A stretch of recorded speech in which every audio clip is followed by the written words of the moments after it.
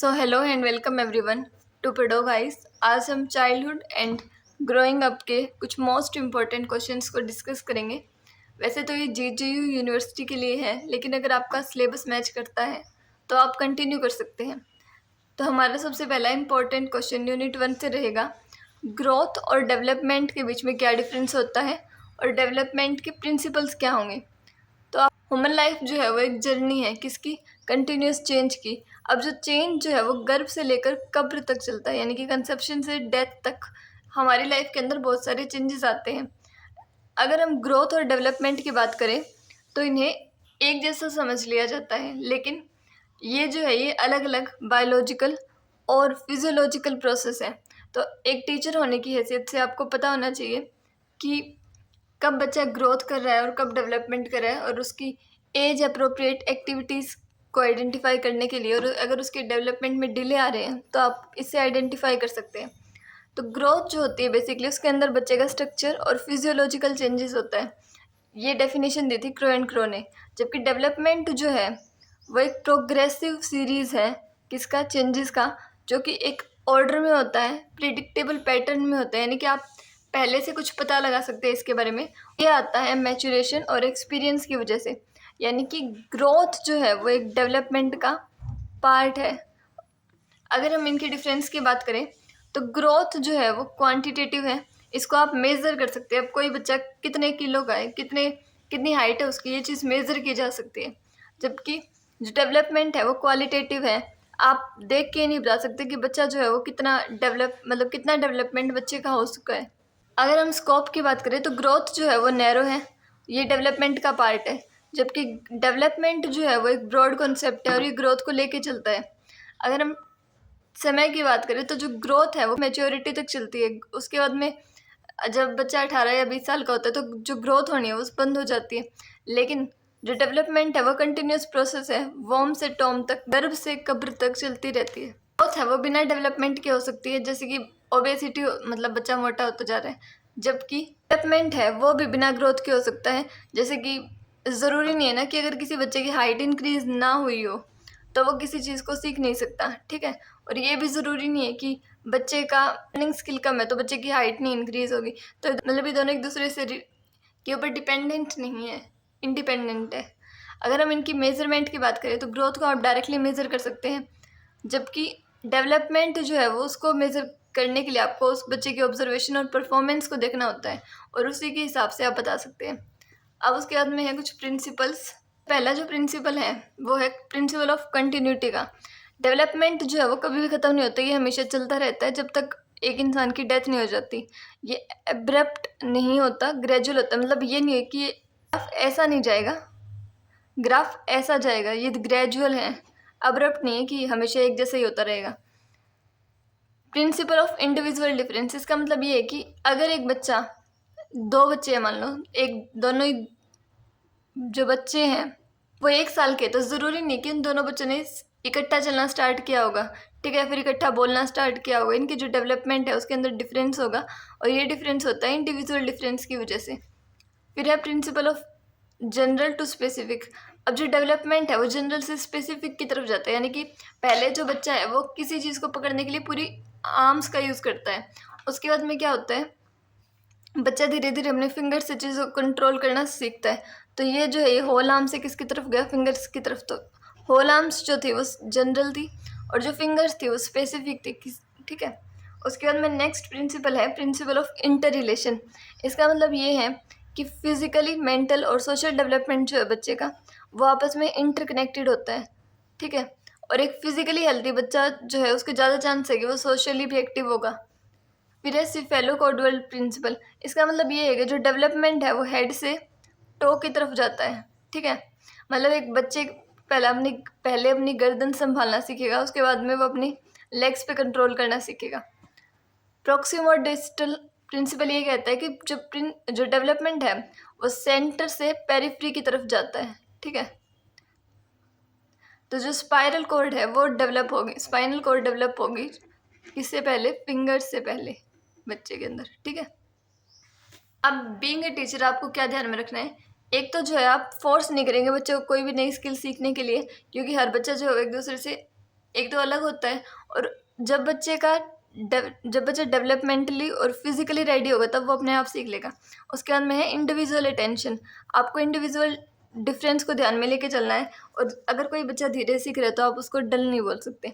उसके बाद में है होलिस्टिक एजुकेशन। इसके अंदर ये है कि जो डेवलपमेंट है वो इंटर रिलेटेड है। तो स्कूल जो है उसको सिर्फ बुक्स के ऊपर फोकस ना करके स्पोर्ट्स, आर्ट्स और बाकी की जो एकेडमिक के अलावा नॉन एकेडमिक एक्टिविटी हैं उनके ऊपर भी फोकस करना चाहिए। तो ग्रोथ जो है वो एक फिजिकल स्ट्रक्चर देता है, जबकि डेवलपमेंट जो है वो फंक्शनल यूटिलिटी प्रोवाइड करता है। तो एजुकेशन जो हम बच्चे को दे रहे हैं उसके अंदर उसका ऑल राउंड डेवलपमेंट होना चाहिए। ये ध्यान में रखा जाए कि जो बच्चा है वो फिजिकली, मेंटली और सोशली डेवलप हो सके। उसके बाद में एक मोस्ट इम्पॉर्टेंट क्वेश्चन है पियाजे थ्योरी ऑफ कॉग्निटिव डेवलपमेंट। तो जीन पियाजे जो थे वो एक स्विस साइकोलॉजिस्ट थे। उन्होंने कहा कि बच्चा जो है वो पैसिव नहीं होता, वो बच्चा एक लिटिल साइंटिस्ट, नन्या वैज्ञानिक होता है जो कि चीज़ों को करके सीखता है, और उसकी कुछ खुद की अंडरस्टैंडिंग होती है वर्ड को लेकर के। उन्होंने इस थ्योरी को दिया और वो कंस्ट्रक्टिविज्म के अंदर बिलीव करते थे। अब कुछ की मैकेनिज्म है जो आपको ध्यान में रखने हैं। सबसे पहले है स्कीमा। इसका मतलब है कि बच्चे के दिमाग में किसी चीज़ को देखकर जो पहली इमेज आती है, जैसे बच्चे ने डॉग को देखा या फिर आपने बोला डॉग, और जो बच्चे के माइंड के अंदर पहली इमेज आई वो होगा उसका स्कीमा। फिर है एसिमुलेशन। एसिमुलेशन का मतलब है कि उसका जो स्कीमा है उसके अंदर किसी नई इन्फॉर्मेशन को फिट करना। जैसे कि बच्चे ने एक ज़ेब्रा को देखा और उसको हॉर्स बोल दिया, तो बच्चे ने क्या किया, ज़ेब्रा और हॉर्स को इकट्ठा माना या फिर एक मान लिया। फिर है अकमडेशन। अकमडेशन का मतलब क्या है कि जो उसकी एग्जिस्टिंग स्कीमा के अंदर इन्फॉर्मेशन थी उसको मॉडिफाई करना और नई इन्फॉर्मेशन देना एक। जैसे कि अब आप बच्चे को बताएंगे कि जो जैबरा है वो हॉर्स से अलग है क्योंकि जैबरा के अंदर स्ट्रिप होते हैं, ठीक है। तो अब पहले बच्चे के दिमाग में था हॉर्स, अब जैबरा की एक नई कैटेगरी बन गई।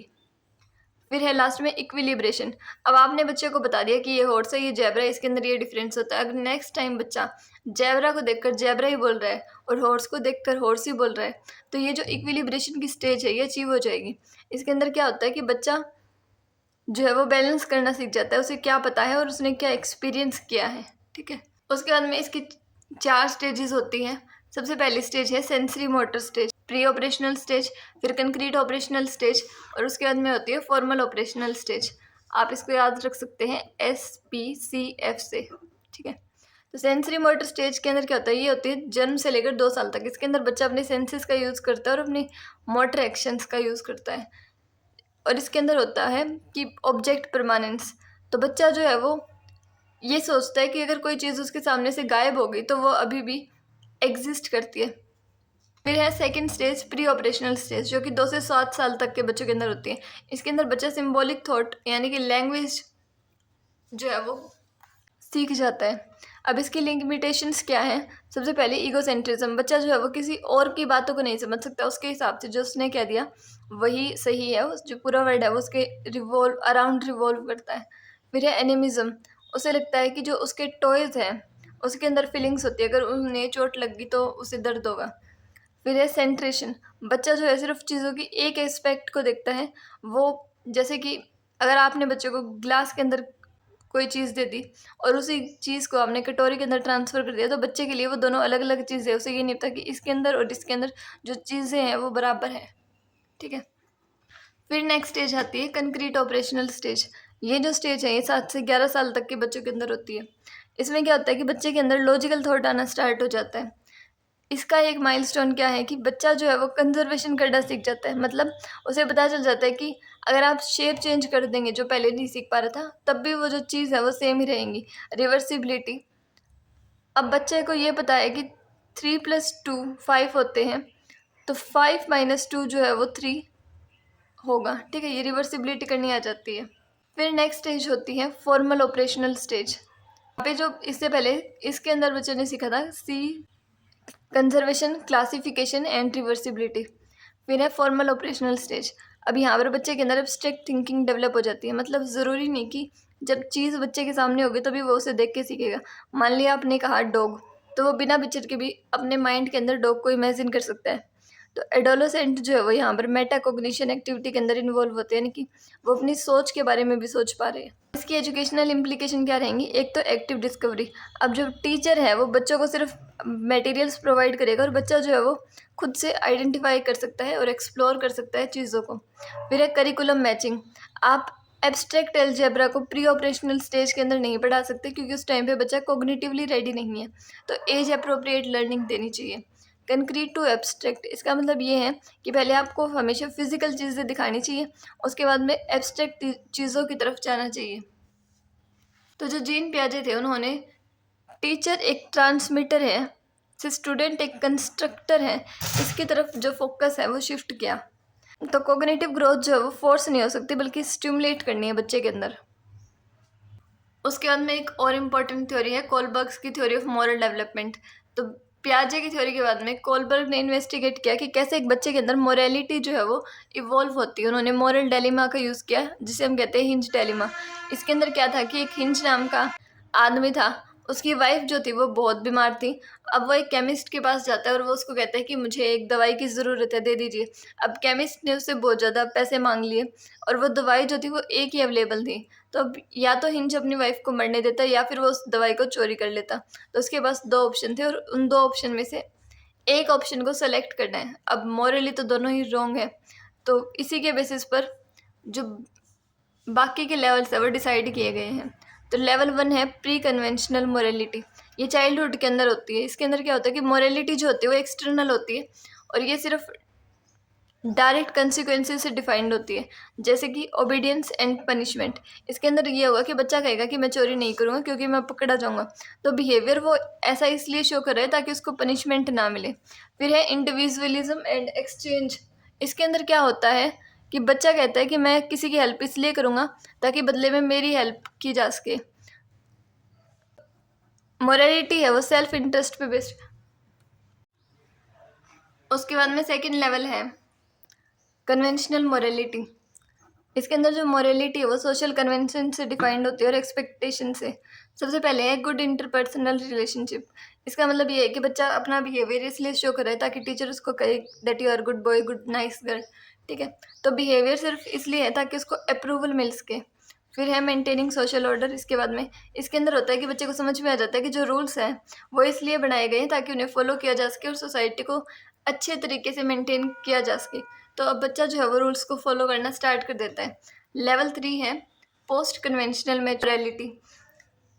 अब यहाँ पर क्या होता है, मोरालिटी जो है वो एब्स्ट्रैक्ट प्रिंसिपल से डिफाइंड होती है और इंडिविजुअल कंसाइंट से। एक तो है सोशल कॉन्ट्रास्ट। यहाँ पर बच्चे को समझ में आ जाता है कि अगर कोई लॉ गलत है तो उसको चेंज किया जा सकता है। तो लॉ जो है वो सोशल कॉन्ट्रास्ट की तरह देखा जाता है ताकि दोनों का फ़ायदा हो। उसके बाद में है यूनिवर्सल प्रिंसिपल। ये लास्ट स्टेज है। इसके अंदर कहा जाता है कि लाइफ जो है वो ज़्यादा इंपॉर्टेंट होगा प्रॉपर्टी से। तो मोरालिटी जो है वो किसके ऊपर बेस्ड होगी? एथिकल प्रिंसिपल्स के ऊपर बेस होगी। एम्बुलेंस जो होगी सबसे पहले उसे रास्ता दिया जाएगा ताकि वो आगे पहुंच सके, ऐसा। फिर उसके बाद में है एजुकेशनल इम्प्लीकेशन। सबसे पहली बात मोरल डिस्कशन। टीचर जो है वो क्लास के अंदर ऐसे डायलेमा को डिस्कस करे और बच्चों के व्यूज़ ले सके कि बच्चे किसी टॉपिक के ऊपर क्या सोचते हैं। फिर है डेमोक्रेटिक एटमॉस्फेयर। इसके अंदर ये होगा कि स्कूल जो है वो सिर्फ एक कम्युनिटी बन के ना रह जाए बल्कि वहाँ पर बच्चों को पार्टिसिपेट करवाया जाए जिसके अंदर वो रूल मेकिंग में हेल्प कर सके और हायर मॉरल वैल्यू को अचीव कर सके।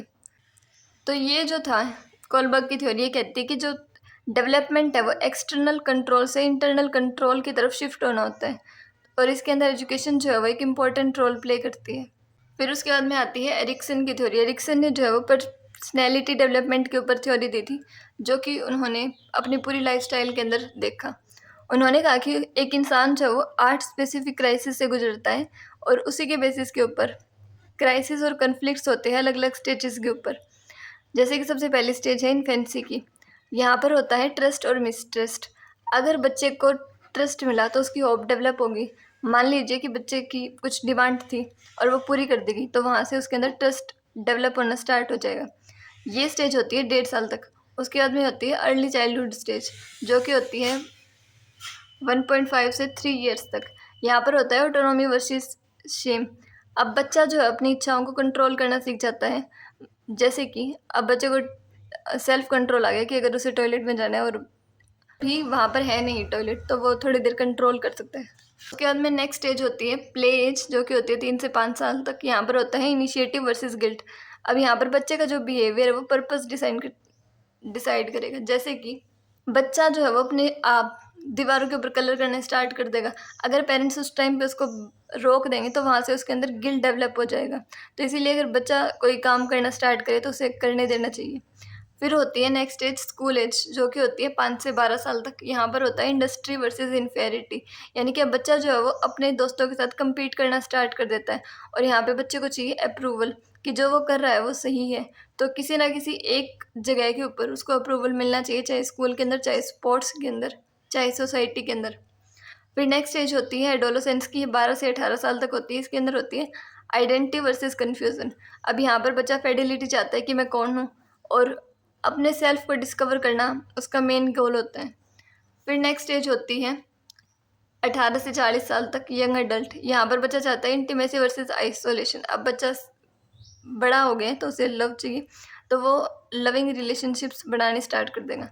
फिर होता है अडल्टहुड की स्टेज, जो कि आती है 40 से 65 साल तक।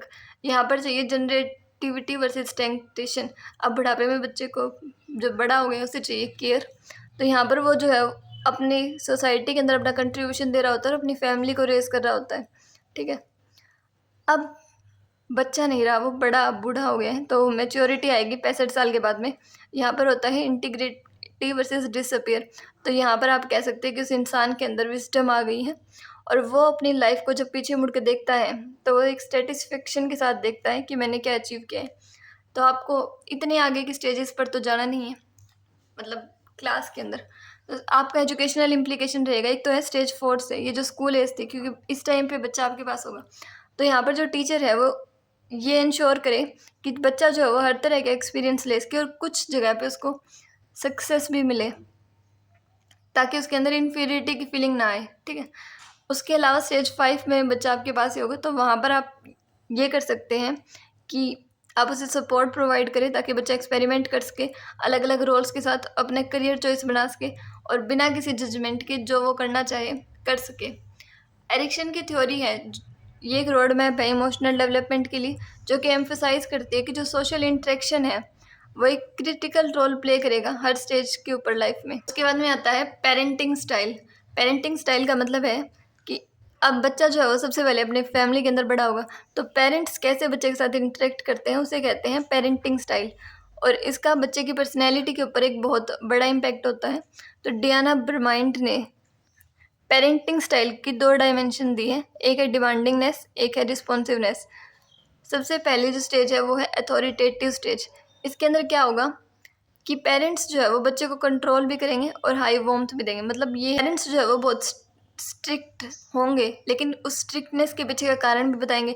बच्चे की बात को सुना भी जाएगा, उसे समझा भी जाएगा। ठीक है, उसकी हेल्प भी की जाएगी, उसकी सेल्फ एस्टीम बहुत ज़्यादा होगी, उसे एकेडमिक सक्सेस भी मिलेगी, बच्चा खुश भी होगा और सेल्फ रिलायंट भी होगा, क्योंकि पेरेंट्स स्टार्टिंग से उसकी बात को सुन भी रहे थे और डोमिनेटिंग नेचर नहीं था। दोनों जो थे वो इक्वल थे। अगर बच्चा गलती कर रहा था तो उसे बताया भी जा रहा था। फिर नेक्स्ट स्टेज आती है अथॉरिटेरियन। ठीक है, इसके अंदर क्या होता है, बच्चे को बहुत ज़्यादा कंट्रोल किया जाएगा लेकिन वार्मथ नहीं दी जाएगी। जैसे कि पेरेंट्स ने बहुत स्ट्रिक्ट रूल बना दिए और बच्चा उनको सिर्फ इसलिए ओबे कर रहा है ताकि उसे पनिशमेंट ना मिले। अब यहाँ पे कम्युनिकेशन सिर्फ वन वे होती है, सिर्फ पेरेंट्स बोलते हैं और बच्चा सुनता है। तो यहाँ पे जो बच्चा होगा वो एंशियस हो जाएगा, रिबेलियस होगा, सोशल स्किल्स बहुत कम होगी और इंडिपेंडेंस नहीं आ पाएगी उसकी लाइफ के अंदर, क्योंकि उसके लाइफ के सारे डिसीजंस उसके पेरेंट्स कंट्रोल कर रहे थे। फिर है परमिसिव। यहाँ पर होता है लो कंट्रोल और हाई वार्मथ। इसके अंदर होता है कि पेरेंट्स बच्चे के साथ फ्रेंड्स की तरह रहते हैं, वो बहुत कम रूल्स बनाते हैं ताकि बच्चे उनके साथ झगड़ा ना करे, और जो बच्चे को चाहिए होता है वो उसके मांगते ही साथ दे देते हैं। तो यहाँ पे जो बच्चा है वो इम्पल्सिव होगा, एंटाइटल्ड होगा, उसके अंदर सेल्फ कंट्रोल बहुत कम होगा। अगर वो कोई ऐसी जॉब कर रहा है जिसके अंदर उसके ऊपर अथॉरिटी दिखाई जा रही है तो वो वहाँ पर अच्छे से काम नहीं कर पाएगा। लास्ट स्टेज होती है अनइन्वॉल्व। यहाँ पर ना कंट्रोल होता है ना ही वार्मथ होती है, यानी कि दोनों ही बहुत कम होता है। तो ये बेसिकली तब होता है जब पेरेंट होते ही नहीं है बच्चे के, तो यहाँ पर डिटैच हो जाता है। और सिर्फ बच्चे को उसकी बेसिक नीड्स जो है वो फुलफ़िल करके दी जाती है, तो बच्चे के अंदर बहुत कम सेल्फ एस्टीम होगा, डेलिक्वेंसी होगी, इमोशनल इश्यूज़ बहुत ज़्यादा होंगे।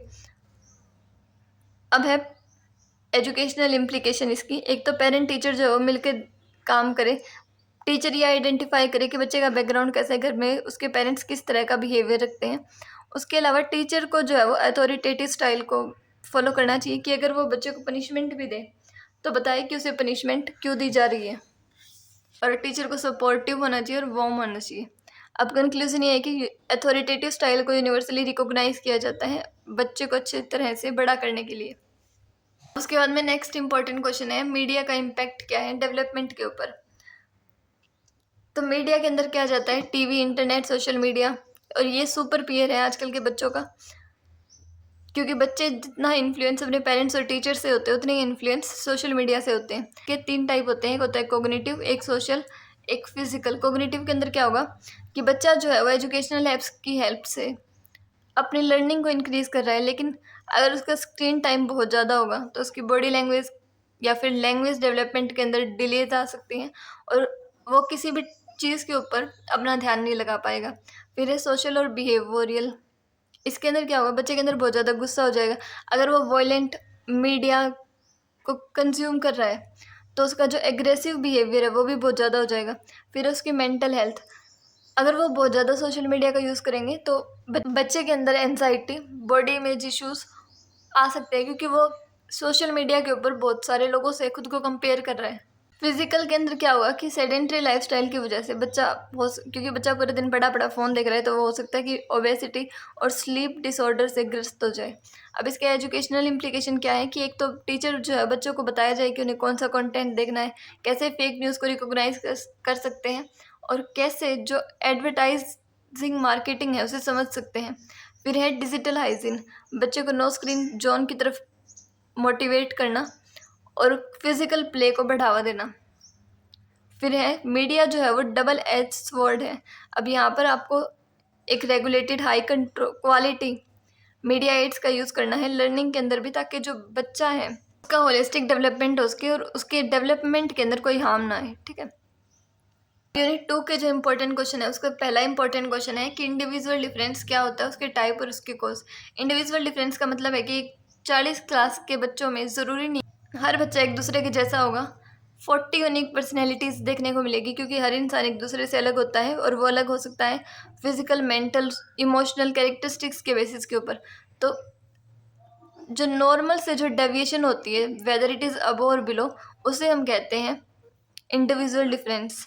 अब इसके जो टाइप हैं इंडिविजुअल डिफरेंस के, होते हैं फिजिकल। अब हर बच्चे की हाइट, वेट, कम्प्लेक्शन की जो होंगे वो अलग होगा। इंटेलेक्चुअल में क्या होगा कि कोई बच्चा जो होगा उसका IQ 140 हो सकता है, किसी का 90 से 100 हो सकता है, किसी का 70 से भी कम हो। इंटेलेक्चुअल बेसिस पर भी डिफरेंस आएंगे। उसके बाद में इंटरेस्ट और एप्टीट्यूड।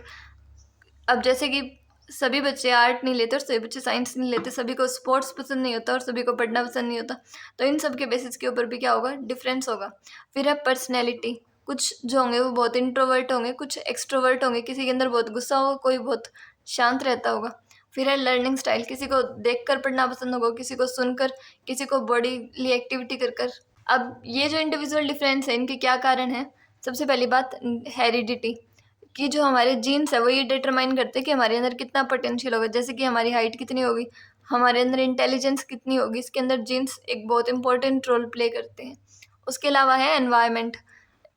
एनवायरनमेंट में आपका स्कूल, आपका घर, आपका आस पड़ोस, आप क्या न्यूट्रिशन कंज्यूम कर रहे हैं, ये सब भी हेल्प करेंगे आपके पोटेंशियल को डिटरमाइन करने के लिए। फिर है सेक्स। अब जैसे कि जो बायोलॉजिकल डिफरेंस होगा ग्रोथ रेट्स के अंदर गर्ल्स और बॉयज़ में, वो भी डिफाइन करेगा कि इंडिविजुअल डिफरेंस कैसा हो। फिर है एज और मैच्योरिटी। अब हर एज के हिसाब से आपकी जो मैच्योरिटी है वो चेंज होती रहेगी, ये नहीं कि 2 साल के बच्चे का और 10 साल के बच्चे का जो IQ है या फिर चीज़ों को समझने का तरीका है वो सेम हो। उसके बाद में इसकी एजुकेशनल इम्प्लीकेशन क्या है कि आप सभी बच्चों को एक तरीके से ना पढ़ाएं, कभी विजुअल यूज़ करें, कभी एक्सपेरिमेंट यूज़ करें। फिर है एबिलिटी ग्रुपिंग, जैसे कि आपको मैथ पढ़ाना है तो आप स्पेसिफिक ग्रुपिंग करें बच्चों की उनकी ज़रूरत है। उसके बाद में है करिकुलम वैरायटी। इसका मतलब है कि आप अलग अलग सब्जेक्ट, मतलब सभी सब्जेक्ट को इम्पोर्टेंस दे, ताकि हर बच्चे की जो स्ट्रेंथ है वो फाइंड कर सके। एट लास्ट आपको इंडिविजुअल डिफरेंस को रिकॉग्नाइज करना है, इसलिए नहीं कि आप बच्चों को डिस्क्रिमिनेट कर सके, बल्कि इसलिए कि आप जो है उसके अंदर का यूनिक पोटेंशियल बाहर लेके आ सके। तो बाद में नेक्स्ट इंपॉर्टेंट क्वेश्चन है इससे गार्डनर की थ्योरी। तो जो हॉवर्ड गार्डनर थे उन्होंने कहा कि इंटेलिजेंस का मतलब सिर्फ ये नहीं कि बच्चे का आईक्यू कितना है इसके हिसाब से आप बता देंगे। उन्होंने एक बुक लिखी फ्रेम्स ऑफ माइंड 1983 में। उन्होंने कहा कि वुमेंस के अंदर मल्टीपल इंटेलिजेंस होते हैं जो कि एक दूसरे से अलग होते हैं। तो इंटेलिजेंस जो है वो एबिलिटी है किसी भी चीज़ को फाइंड करने की, सॉल्व करने की और प्रोडक्ट बनाने की अपने खुद के कल्चर के अंदर। उन्होंने 8 टाइप की इंटेलिजेंस दी थी, बाद में एक और ऐड कर दी गई। सबसे पहले है लिंग्विस्टिक। इसका मतलब है कि बच्चे कि जो वर्ड्स है वो बहुत अच्छे होंगे, उसके पास बहुत ज़्यादा वर्ड्स होंगे। तो ऐसे लोग क्या बनते हैं? Poet, lawyer, Tagore. Logical mathematical. इसका मतलब क्या है कि बच्चा जो है वो लॉजिक और नंबर को लेकर बहुत स्मार्ट होगा। तो जैसे कि साइंटिस्ट हो गए जो होंगे वो अपने रीज़न को एनालाइज कर पाएंगे और प्रॉब्लम्स को लॉजिकली सॉल्व कर पाएंगे। तो ये लोग साइंटिस्ट, इंजीनियर और मैथमेटिशियन बन जाएंगे। जैसे कि आइंस्टाइन हो गए, कलाम, Chanakya, CV Raman.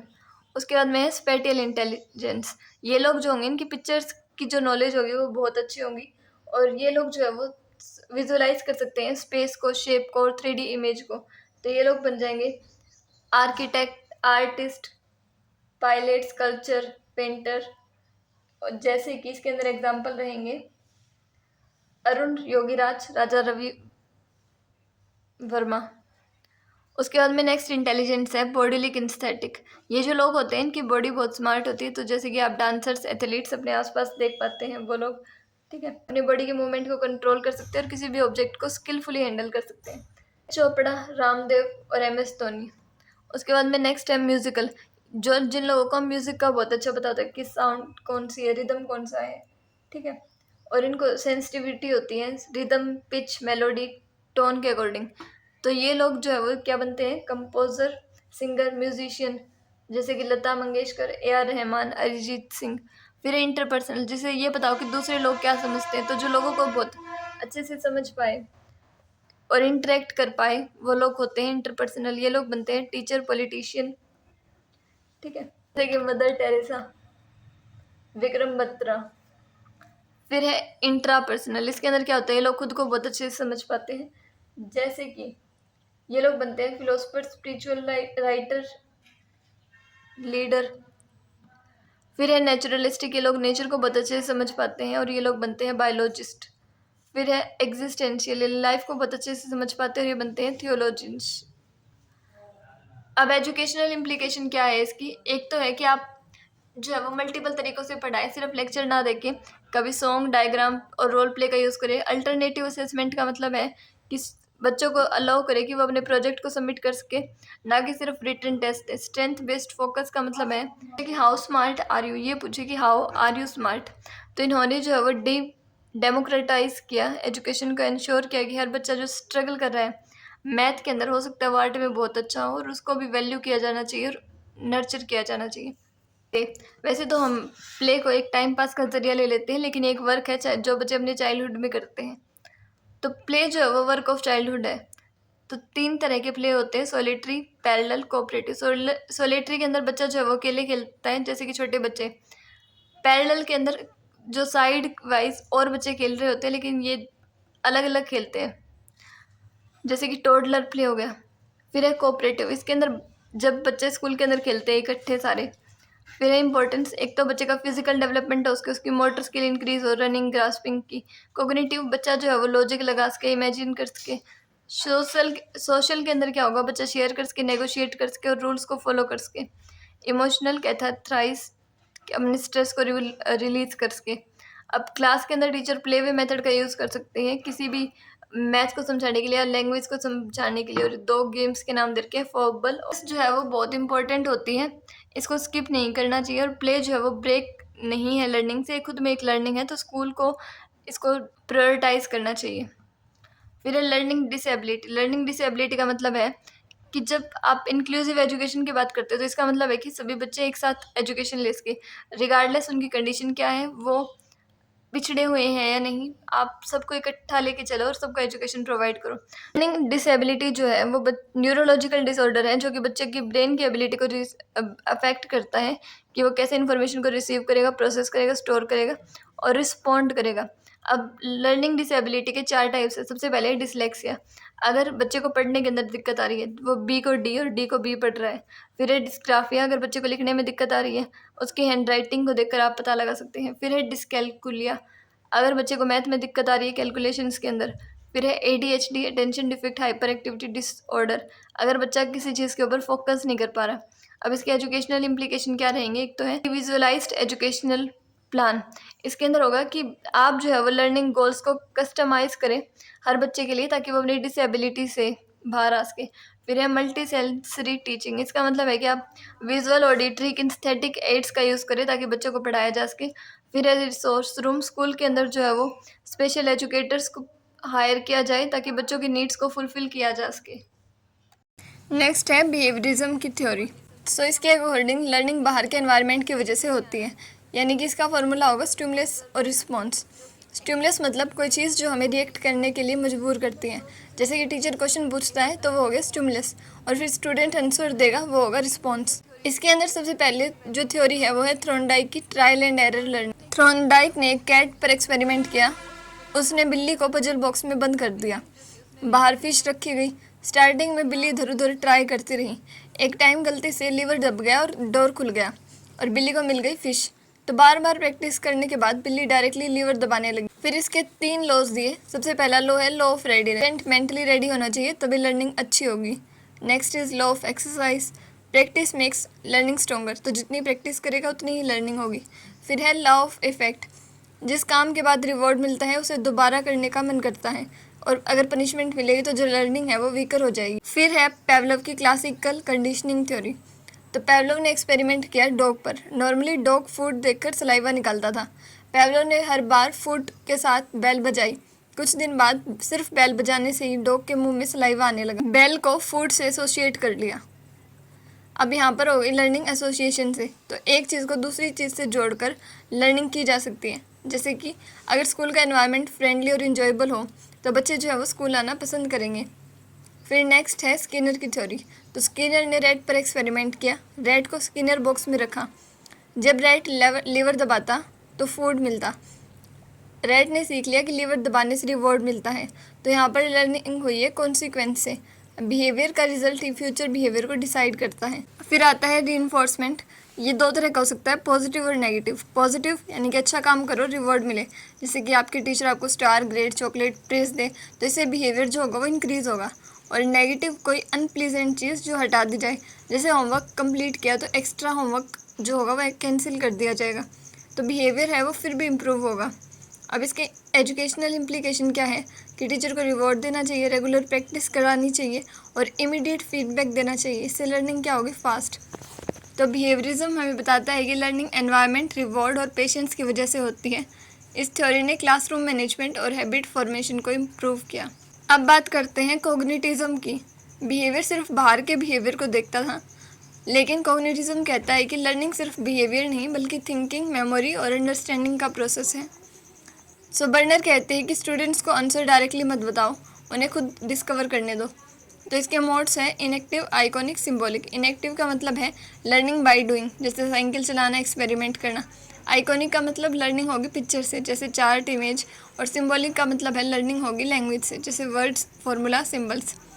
Spiral curriculum का मतलब होता है कि सेम टॉपिक को बार बार पढ़ाओ, हर क्लास में थोड़ा और डिफिकल्ट लेवल पर जाओ। जैसे कि क्लास 3 में आपने प्लांट का बेसिक दिया, क्लास 6 में डिटेल और क्लास 9 में साइंटिफिक एक्सप्लेनेशन। स्कैफ होल्डिंग है फिर उसके बाद में, जिसका मतलब है टीचर स्टार्टिंग में हेल्प करता है, जैसे जैसे स्टूडेंट सीखता है हेल्प करना कम कर देता है टीचर। फिर है एडवर्ड टोलमैन की साइन लर्निंग थ्योरी। तो यहाँ पर कोग्निटिव मैप का जिक्र है। स्टूडेंट अपने दिमाग में जगह का मैप बना लेता है, जैसे स्कूल का पूरा रास्ता या क्लासरूम का लेआउट याद हो जाना। लेटेंट लर्निंग, कभी कभी लर्निंग हो जाती है लेकिन तुरंत दिखाई नहीं देती, बाद में ज़रूरत पड़ने पर उसे यूज़ कर सकते हैं। फिर है गोल डायरेक्टेड बिहेवियर। हर बिहेवियर के पीछे कोई ना कोई गोल होता है। स्टूडेंट पढ़ाई इसलिए करता है क्योंकि उसका गोल एग्ज़ाम पास करना है। तो टीचर को क्या करना चाहिए? स्टूडेंट को एक्टिव लर्निंग करानी चाहिए, सिर्फ रटवाना नहीं है। इन्फॉर्मेशन को प्रॉपर्ली ऑर्गेनाइज कराना चाहिए। तो कॉग्निटिव का मेन मैसेज है कि टीचर सिर्फ नॉलेज देने वाला नहीं है, स्टूडेंट खुद नॉलेज कंस्ट्रक्ट करेगा। इसलिए लर्निंग में थिंकिंग और अंडरस्टैंडिंग सबसे इम्पॉर्टेंट है।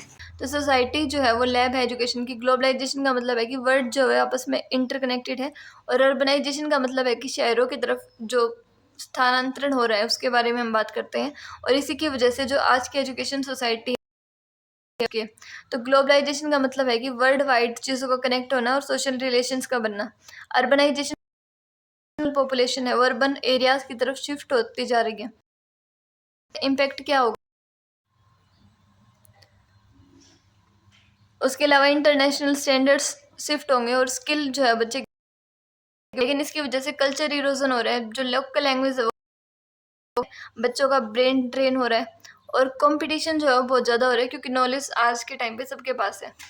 उसके बाद में है अर्बनाइजेशन की एडवांटेज क्या होंगी कि एक तो शहरों के अंदर जो स्कूल होंगे वो बहुत अच्छे होंगे, लाइब्रेरीज की फैसिलिटी होंगी, और हॉस्पिटल्स जो होंगे सिटीज़ के अंदर वो भी बहुत एडवांस्ड और बढ़िया होंगे। अर्बन पेनल्टी, शहरों के अंदर ओवर क्राउडिंग हो रही है, पॉपुलेशन बहुत और पोल्यूशन बहुत ज़्यादा हो रहा है, जिसकी वजह से प्ले स्पेस वहाँ पर बहुत कम बचा है और एक हाई स्ट्रेस क्रिएट कर रहा है। और इसी की वजह से स्लम्स बहुत ज़्यादा बढ़ रहे हैं। जो मार्जिनलाइज चिल्ड्रन है सिटीज़ के अंदर, उन्हें जो बेसिक बेनिफिट्स मिलने चाहिए वो भी नहीं ले पाते। फिर है एजुकेशनल इम्प्लीकेशन। एक है मल्टी कल्चरल एजुकेशन। इसका मतलब ये है कि टीचर को जो है वो डाइवर्स कल्चर की रिस्पेक्ट करनी चाहिए। डिजिटल लिटरेसी, बच्चों को ग्लोबल इकोनॉमी के लिए प्रिपेयर करना चाहिए। इंक्लूसिव एजुकेशन, जो स्लम और माइग्रेंट इंटीग्रेट करके चले, जैसे कि आरटी एक्ट के अंदर कहा गया था। तो एजुकेशन जो है वो एक ब्रिज की तरह काम करना चाहिए, जिसे लोकल कल्चर देश के ग्लोबल चैलेंजेस के लिए। उसके अलावा इसका का मतलब है एक इंसान को इनसिग्निफिकेंट की तरह कंसीडर करना, और स्टीरियोटाइप का मतलब है कि वो कुछ रूढ़िवादी सोच जो कि फिक्स्ड है, ओवर सिंप्लीफाइड इमेज क्रिएट करती है एक ग्रुप की। और ये दोनों ही जो है एजुकेशन के ऊपर बैरियर है। मार्जिनलाइज्ड ग्रुप का मतलब, मार्जिनलाइज्ड ग्रुप के अंदर कौन लोग आ जाएंगे? SC ST माइनॉरिटीज़, गर्ल्स, जिन लोगों के अंदर डिसेबिलिटीज़ हैं वो। और स्टीरियोटाइप का मतलब है कि घर का काम लड़कियां करेंगे, मैथ में लड़के अच्छे होते हैं, और जो पुअर चिल्ड्रन होते हैं वो इतने स्मार्ट नहीं होते। ठीक है, अब इसका चाइल्डहुड के ऊपर क्या इम्पैक्ट होगा? एक तो है लो सेल्फ एस्टीम। इसका मतलब ये है, अगर एक टीचर बच्चे से कम उम्मीद लगाएगा तो बच्चा बेसिकली सी बात है कम ही परफॉर्म करेगा। फिर है ड्रॉप आउट। अगर बच्चे को एलिनेटेड फील होगा तो वो बहुत जल्दी स्कूल छोड़ देगा। फिर है एक्सेस और इक्विटी। लो की वजह से बच्चा एडमिशन तो ले लेता है, लेकिन अगर आप वहाँ पर बायस होगा तो बच्चा जो है वो फेयर ट्रीटमेंट नहीं ले पाएगा। ठीक है, इक्विटी का मतलब है कि एक इन बच्चे की हाइट 5 फीट है, एक बच्चे की हाइट मान लो 3 फीट है, और आप उन दोनों को सेम टास्क दे रहे कि आपको इस दीवार के ऊपर हाथ लगाना है, तो आप या तो इसको स्टूल देता कि इन दोनों। तो इक्विटी का मतलब है कि जो नीचे है उसको ऊपर वाले के बराबर लेके आओ और फिर कंपटीशन कराओ। ठीक है, एजुकेशनल इम्प्लीकेशन क्या रहेंगी?